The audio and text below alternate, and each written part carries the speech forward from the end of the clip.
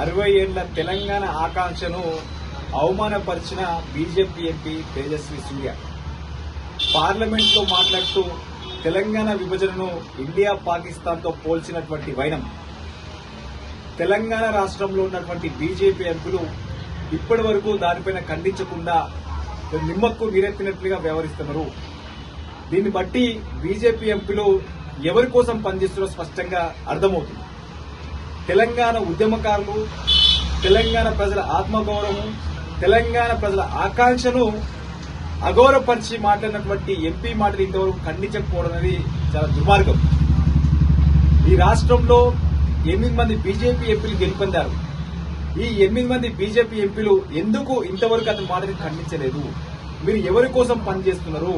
మీరు గుజరాత్ లో గులాంలుగా పనిచేస్తున్నారా?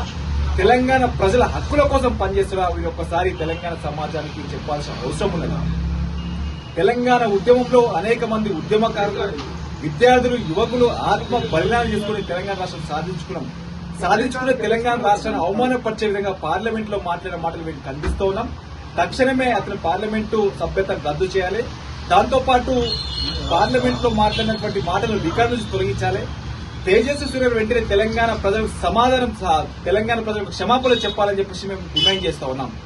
లేని ఏడల ఖచ్చితంగా ఈ బీజేపీ ఎంపీలు కూడా ఈ రోజు గుజరాత్ గులాంల కోసమే పనిచేస్తారు తప్ప తెలంగాణ ఒక ప్రజల కోసము, తెలంగాణ ఆకాంక్షల కోసము, తెలంగాణలో ఉన్నటువంటి విద్యార్థి యువత కోసము పని చేయాలని చెప్పేసి మరొకసారి తెలంగాణ ప్రజలు అర్థం చేసుకునే పరిస్థితులు ఉంటారని చెప్పేసి ఈ సందర్భంగా తెలియజేస్తాం.